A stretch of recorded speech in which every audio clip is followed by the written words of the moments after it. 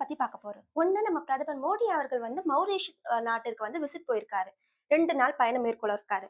இன்னொரு second news என்னன்னா, Tibetan நாட்டு மக்கள் வந்து அ அவங்கள பத்தியும், பிளஸ் அது ஏன் இப்ப திபெத்தன் நாட்ட பத்தி நம்ம பேச போறோம் அப்படின்றத பத்தியும் இந்த வீடியோல பார்க்கலாம். Hi friends, welcome to Ramya's info. நான் உங்கள் ரம்யா. இதே மாதிரி சேனல்ல வந்து டெய்லி நியூஸ் அண்ட் அப்டேட்ஸை தெரிஞ்சுக்கணும்னா நம்ம சேனல் சப்ஸ்கிரைப் பண்ணிக்கிட்டு பெல் ஐக்கான். அப்போதான் நம்ம டெய்லி ஷேர் பண்ற நியூஸ் அண்ட் அப்டேட்ஸை வந்து உங்களுக்கு கரெக்டா வந்து சேரும். அது மட்டும் இல்லாம நீங்க கொடுக்குற ஒரு சப்போர்ட்டால தான் எனக்கு டெய்லிவே ஒரு மோட்டிவேஷனா இருக்கும். ஸோ அப்பதான் நான் டெய்லி வந்து நம்ம சேனல்ல வந்து நியூஸ் அண்ட் அப்டேட்ஸை ஷேர் பண்ணுவேன். So please give your support. Okay, so first சொன்ன மாதிரி என்ன டாபிக்னா, மௌரிஷியஸ் நாட்டுக்கு வந்து நம்ம பிரதமர் மோடி அவர்கள் பயணம் மேற்கொண்டிருக்காங்க. எதற்கு அப்படின்னு பாத்தீங்கன்னா, 57வது தினம், தேசிய தினம், அதாவது 57th நேஷனல் டே மௌரிஷியஸ்க்கு. ஸோ அதன் காரணமாக வந்து நம்மளோட பிரதமர் மோடி அவர்கள் வந்து அந்த நாட்டுக்கு வந்து ஒரு விசிட் போயிருக்காரு. ஸோ அந்த டைம்ல வந்து போர்ட் லூயிஸ்ல அவர் வந்து இறங்கியிருக்காரு.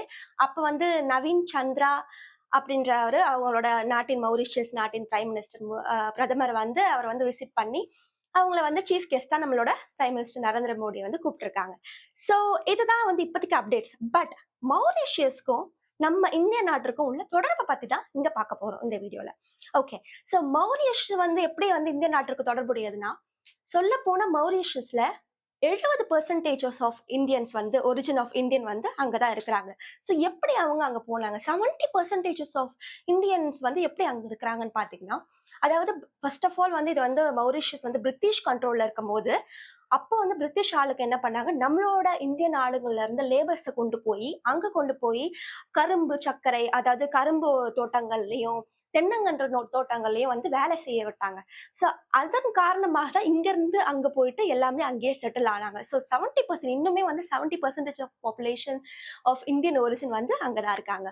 ஓகே, ஸோ இதை பத்தி பார்த்தாச்சு. எங்க போனாங்க அப்படின்னு பாத்தீங்கன்னா, ஃபர்ஸ்ட் நம்ம இந்தியன் காலடி எடுத்த இடம் தான் வந்து யுனெஸ்கோ ஹெரிட்டேஜ் சைட்டா மாறுச்சு. அதாவது மௌரியஸ்ல இருக்க வந்து யுனெஸ்கோ ஹெரிட்டேஜ் சைட்.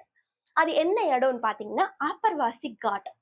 ஆப்பர்வாசி காட்ன்றது வந்து யுனெஸ்கோவோட ஹெரிட்டேஜ் சைட். அது வந்து மௌரிஷியஸ்ல தான் இருக்கு. அங்கதான் நம்ம வந்து இந்தியர்கள் வந்து முதலாக தடம் பதித்தார்கள். ஸோ அது வந்து ஒரு ஹெரிட்டேஜ் சைட்டா மாறி இருக்கு பாத்தீங்களா. ஓகே, ஸோ நெக்ஸ்ட் என்ன பண்ண போறோம்னா, எக்கனாமிக், அதாவது இந்தியாவுக்கும் மௌரிஷியஸ்க்கும் உள்ள வந்து எக்கனாமிக் ரிலேஷன்ஷிப் பத்தி பார்க்க போறோம். சொல்ல போனா நம்ப மாட்டீங்க, இந்தியா இஸ் த லார்ஜஸ்ட், அதாவது பெரிய கண்ட்ரி, அதாவது ரொம்ப முக்கியமான கண்ட்ரி ட்ரேட் ரிலேஷன்ல. ஏன்னா வந்து அது மட்டும் இல்லாம ஃபாரின் டைரக்ட் இன்வெஸ்ட்மெண்ட்லயும் வந்து இந்தியா தான் வந்து முக்கிய பங்கு வகிக்குது மௌரியஸ்ல. ஓகே, ஸோ நெக்ஸ்ட் வந்து டிஃபென்ஸ் அண்ட் செக்யூரிட்டி கண்ட்ரோலை பத்தி பார்க்கலாம். இந்தியா வந்து நம்மளோட மௌரியஸ்க்கு வந்து வெப்பன்ஸ், நிறைய எக்யூப்மெண்ட், அது மட்டும் இல்லாம அவங்களோட போர்படை, அதாவது கப்பல் படை போர் வீரர்களுக்கு வந்து நம்ம ஆளுங்க வந்து கப்பல் படை போர் வீரர்கள் வந்து பயிற்சி அளிக்கிறது. ஸோ இது மாதிரி நிறைய விஷயங்கள் பண்ணியிருக்காங்க.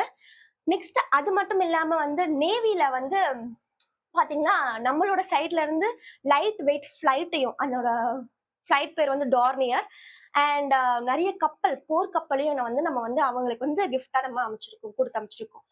ஓகே, ஸோ இந்தியா வந்து, அதாவது மௌரியஷியஸ் கிட்ட வந்து சாகோஸ் என்ற ஒரு ஹைலாண்ட் இருக்கு. அதாவது சாகோஸ் தீவுன்ட்டு ஒண்ணு இருக்கு.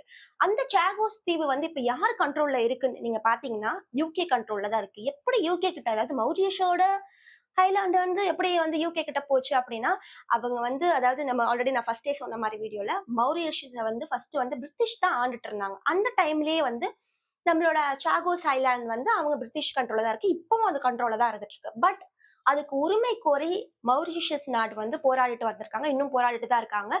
ஆல்ரெடி இன்டர்நேஷனல் சீஃப் ஜஸ்டிஸ், சர்வதேச அமைப்பு வந்து நடுவில் வந்து 2019லயே அவங்க வந்து பேசி வந்து பிரிட்டன் கிட்ட சொல்லிட்டாங்க, இது வந்து மௌரிஷியஸோட ஹைலாண்டு. ஸோ இதுல வந்து நீங்க வந்து தலையிடக்கூடாது அப்படின்னு சொல்லி ஒரு முடிவு கொடுத்துட்டாங்க. பட் இருந்தாலுமே அப்பத்துல இருந்து அதுதான் வந்து உரிமை கோரிட்டு இருக்கு. இப்பவும் அதான் உரிமை கோரிட்டு இருக்கு.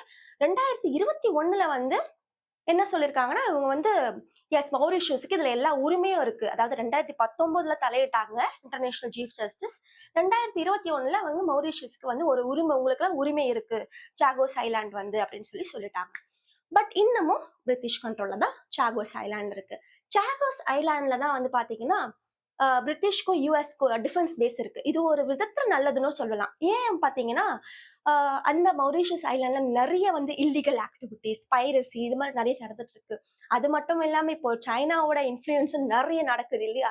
ஸோ அதுக்கெல்லாம் வந்து ஒரு பாதுகாப்பா வந்து நம்மளோட இந்தியன் நேஷனும் இருக்கு, இந்தியன் நேவலும் இருக்கு. அதே மாரி யுஎஸ், யுகே பேஸ் அங்க இருக்கனால சைனாவோட அவ்ளோ சீக்கிரமா இன்ஃப்ளூயன்ஸ் பண்ண முடியாது. ஸோ அது ஒரு நல்லதுன்னு சொல்லலாம். பட் கெட்டதுன்னு பார்த்தீங்கன்னா, இன்னமும் அது யுகே கண்ட்ரோல்ல தான் இருக்கு. பட் இவங்க அதுக்கு இன்னும் போராடிட்டு தான் இருக்காங்க உரிமை கோரி. ஓகே. ஸோ நம்ம எக்கனாமிக் பார்த்தாச்சு அண்ட் டிஃபென்ஸ் பார்த்தாச்சு. Defence relationship. இப்ப நெக்ஸ்ட் என்ன பார்க்க போறோம்னா, இன்ஃப்ராஸ்ட்ரக்சர். நம்ம இந்தியா வந்து நெறைய ஹெல்ப் பண்ணிருக்கு. முக்கியமா பார்த்தீங்கன்னா, நெறைய ஃபண்ட்ஸ் குடுத்துருக்காங்க. அதுக்கு வந்து சுப்ரீம் கோர்ட் பில்டிங்கே வந்து நம்மளோட இந்தியாவோட ஃபண்டால தான் வந்து மௌரிஷியஸ்ல அமைஞ்சிருக்கு. அதே மாரி metro project, social housing project, water projects இது மாரி நெறைய ப்ராஜெக்ட்ஸ் வந்து இந்தியாவோட ஃபண்டால தான் வந்து அமைஞ்சிருக்கு. ஓகே. நெக்ஸ்ட் பார்த்தீங்கன்னா, முக்கியமா அதாவது ஃபாரின் சேட்டிலைட் வந்து மௌரிஷியஸ் வந்து கண்ட்ரி வந்து லான்ச் பண்ணாங்க. அது யார் லான்ச் பண்ணாங்கன்னா, நம்மளோட இஸ்ரோ. 2021ல நம்மளோட இஸ்ரோவால தான் வந்து ஃபாரின் சேட்டிலைட் வந்து ஃபர்ஸ்ட் மௌரிஷியஸ் வந்து லான்ச் பண்ணாங்க. ஓகே. ஸோ இவ்வளவும் இந்தியா பண்ணிட்டு இருக்கு. இந்தியாவுக்கு இதனால என்ன பலன்? ஓகே. இந்தியா வந்து காசு குடுத்துட்டு இருக்காங்க. இவ்ளோ வந்து ஹெல்ப் பண்றாங்க. செக்யூரிட்டி குடுக்குறாங்க, இன்ஃப்ராஸ்ட்ரக்சர் குடுக்குறாங்க, எக்கனாமிக்ல ரொம்ப பலமா இருக்காங்க மௌரிஷியஸ்க்கு. இதனால இந்தியாவுக்கு என்ன பலன்? அப்படின்னு பார்த்தீங்கன்னா, கண்டிப்பா இந்தியாவுக்கும் இருக்கு. ஏன்னா வந்து 2 நாட்டிலயும் பார்த்தீங்கன்னா, ஒரு நாடு வந்து ஒருத்தவங்களுக்கு நார்மலாவே வச்சுக்கோங்களேன். இப்போ ஒரு ஃப்ரெண்ட் ஒருத்தவங்களுக்கு இன்னொருத்தவங்களுக்கு உதவி பண்றாங்கன்னா, கண்டிப்பா ஒரு என்ன சொல்றது? கண்டிப்பா எதிர்பார்ப்பாங்க. நமக்கும் வந்து ஏதாவது கிடைக்கும். இப்ப அப்படிதான் இருக்கு. சோ நம்ம மனுஷங்களே அப்படி யோசிக்கும்போது, ஒரு நேஷன் ஒரு கண்ட்ரியும் வந்து ஹெல்ப் பண்ணிக்கிறாங்கன்னா, அதுக்கு ரீசன் கண்டிப்பா இருக்கு. என்ன ரீசன் பார்த்தீங்கன்னா, ஜியோ பொலிட்டிக்கல். சோ சைனாவோட இன்ஃப்ளூயன்ஸ் வந்து அதிகமாகாம இருக்கிறதுக்கு வந்து அதாவது முக்கியமா பார்த்தீங்கன்னா, மௌரிஷியஸ் எந்த இடத்துல இருக்குன்னு பார்த்தீங்கனாலே, அது இந்தியன் ஓஷன்ல தான் வந்து மௌரிஷியஸ் கண்ட்ரி வந்து அமைஞ்சிருக்கு. இந்தியன் ஓஷன்றது நம்ம இந்தியாவுக்கு எவ்ளோ பெரிய விஷயம். இண்டோ பசிபிக் இல்லையா? சோ ரொம்ப பெரிய விஷயம். ஏன்னா வந்து அந்த இண்டோ பசிபிக்க தான் வந்து சைனா வந்து ஆக்கிரமிப்பு பண்றதுக்கு ரெடியா இருக்கு. சோ இது எல்லாருக்குமே தெரிஞ்ச விஷயம். சோ அதனால மௌரிஷியஸ் இது மாரி சின்ன சின்ன கண்ட்ரீஸோட வந்து இந்தியா ரிலேஷன்ஷிப் வைக்கும்போது, சைனாவோட இன்ஃப்ளூயன்ஸ் வந்து அதிகமாகாது. சோ இதனால வந்து இந்தியா வந்து ஹெல்ப் பண்ணிட்டு இருக்காங்க. ஓகே. சோ இப்ப வந்து இப்போ கரண்ட்டா இப்போ நம்ம பார்த்திருக்க டாபிக்கே வந்து 57த் நேஷனல் டேக்கு தான் வந்து நம்ம prime minister Narendra Modi visit பண்ணியிருக்காரு. இப்பவும் நம்ம வந்து ஃபண்ட் குடுத்திருக்கோம். அதாவது 20 ப்ராஜெக்ட்ஸ் வந்து நம்ம வந்து ஓப்பன் பண்றோம். அதாவது மௌரிஷியஸ்ல 20 ப்ராஜெக்ட்ஸ் வந்து நம்ம ஓப்பன் பண்றோம். இன்னமும் அதிகரிக்குது ப்ராஜெக்ட்ஸ். சோ இதெல்லாம் வந்து மௌரிஷியோட அப்டேட். சோ ஃபர்ஸ்ட் நியூஸ் நம்ம பார்த்தாச்சு. செகண்ட் நியூஸ் என்னன்னு பார்த்தீங்கன்னா, திபெட்டன் திபெட்டன் மக்கள் வந்து நம்மளோட நியூ டெல்லியில வந்து சைனா தூதரகம் இருக்கு. அதுக்கு வெளிய வந்து திபெட்டன் மக்கள் வந்து போராடிட்டு இருக்காங்க. ஒரு போராட்டம் நடத்துனாங்க. ஏன் அந்த போராட்டம்? எதற்காக? அப்படின்றத இங்க பார்க்க போறோம். ஓகே. சோ 66வது ஆனிவர்சரி வந்து அதாவது திபெட்டன் மக்கள் வந்து 1959லயே வந்து தனக்கு இப்போ சொல்லப்போனா திபெட்டன் வந்து சைனா கீழ இருக்கு. ஃபர்ஸ்ட் அத சொல்லிக்கிறேன். திபெட்டன் இப்போ வந்து சைனாவோட கண்ட்ரோல்ல தான் இருக்கு. ஆனா வந்து மக்கள் வந்து திபெட்டன் மக்கள் வந்து எங்களுக்குன்னு தனி கண்ட்ரியா இருக்கணும். அப்படி இல்லைன்னா தன்னாட்சியாவது அதாவது அட்டானமி அந்த ஆட்சியாவது எங்க தன்னாட்சியாவது எங்களுக்கு நடத்துறதுக்கு உரிமை கொடுக்கணும். அப்படின்ற மாதிரி திபெட்டன் மக்கள் தங்களோட உரிமைக்காக இன்னும் போராடிட்டு தான் வராங்க. சோ அந்த நாள் அதாவது 1950ல வந்து சைனா வந்து ஆக்கிரமிப்பு பண்ணுச்சு திபெட்டன்ல. 1959ல வந்து திபெட்டன் மக்கள் வந்து இன்னும் அந்த போராட்டத்தை ஸ்டார்ட் பண்ணாங்க. ஸ்டார்ட் பண்ணி இப்ப எதுக்கு அந்த நியூஸ் வந்து வந்திருக்குன்னா 66வது வருஷம் அந்த போராட்டம் ஸ்டார்ட் பண்ணி. சோ அதனால நம்ம நியூ டெல்லியில இருக்க சைனா தூதரகத்துக்கு வெளியே வந்து போராட்டம் நடத்தினாங்க. ஓகே. சோ நான் சொன்ன மாதிரி 50ல வந்து ஆக்கிரமிப்பு பண்ணுச்சு, 59ல ஸ்டார்ட் பண்ணாங்க. அது வந்து ஏன் அப்படின்னா நமக்கு இப்போ வந்து நம்ம இப்போ இந்தியால நம்ம இருக்கோம். சோ பாகிஸ்தான் வந்து நம்மளோட இந்தியாவை வந்து ஆக்கிரமிப்பு பண்ணுச்சுன்னு நம்ம சும்மா விடுவோமா? இல்ல. சோ வந்து அவங்களுக்கு டிபெட்டனுக்கு மக்களுக்குன்னு தனி ஒரு மொழி இருக்கு, கல்ச்சுரல் இருக்கு. இதெல்லாம் வந்து அவங்க வந்து அழிச்சு அவங்களோட இததான் வந்து ஃபாலோ பண்ணணும் அப்படின்ற மாதிரி சைனா வந்து பண்ணாங்க அப்போ அந்த டைம்ல. சோ அதனால வந்து நிறைய வந்து டிபெட்டனோட மொழி அழிஞ்சது. அவங்களோட டெம்பிள் அதாவது புத்திஸ்ட் டெம்பிள் வந்து நிறைய இடத்துல வந்து அழிக்கப்பட்டது. அது மட்டும் இல்லாம கடுமையான வந்து செயல்கள்லாம் வந்து டிபெட்டன் மக்களுக்கு செஞ்சாங்க. அவங்கள சப்போர்ட் பண்ணல, இல்ல அவங்க சொல்ற மாதிரி அவங்க வந்து நடக்கல அப்படின்னா அவங்கள கைது செய்யறது, சில டைம் கொல்லப்படுறது, இது மாதிரி விஷயங்கள்லாம் நடந்துட்டு இருந்தது.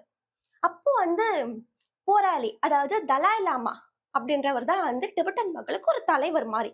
அவர் தான் அங்க வந்து நடத்திட்டு வந்தாரு. சில செயல்கள்லாம் வந்து டிபெட்டன் மக்களுக்காக போராடிட்டு வந்தாரு. அவரோட தலைமையில தான் அந்த போராட்டமே நடந்தது, நெறைய போராட்டம். ஸோ அந்த டைம்ல வந்து சைனா வந்து தலை லாமா வந்து மிரட்டுறதும், அவரது கொல்றதுக்கு வந்து சான்சஸ் இருக்கு அப்படின்றதுனால, தலாய் லாமா வந்து நம்மளோட இந்தியாவுக்கு தப்பி வந்துட்டாரு. இந்தியா சும்மா இருக்குமா? சும்மாவே இந்தியா வந்து எல்லாரையுமே வாழ வைக்கும். ஸோ தப்பி வந்த உடனே கண்டிப்பா வந்து தர்மசாலா எங்க இருக்குன்னா, இமாச்சல் பிரதேஷ்ல இருக்கு. அந்த இடத்துல வந்து நம்மளோட இந்தியா வந்து தலாய் லாமாவுக்கு தங்குமிடம் வந்து குடுத்தாங்க. இன்னமும் அவரு இங்க தான் இருக்காரு. இமாச்சல் பிரதேஷ்ல தான் இருக்காரு. தர்மசாலாவில தான் இருக்காரு. இன்னமும் அவர் டிபெட்டன் மக்களுக்காக போராடிட்டு தான் வந்துட்டு இருக்காரு. ஓகே. ஸோ இந்த விஷயங்கள்லாம் உங்களுக்கு ஷேர் பண்ணது எனக்கு ரொம்ப ஹேப்பியா இருக்கு. அதே மாரி உங்களுக்கு இந்த வீடியோ புடிச்சிருந்ததுன்னா, மறக்காம நம்ம சேனல சப்ஸ்கிரைப் பண்ணிக்கோங்க. அதே மாரி எனக்கு கொஞ்சம் மோட்டிவேஷன குடுங்க. Please support do this channel. நன்றி, வணக்கம்.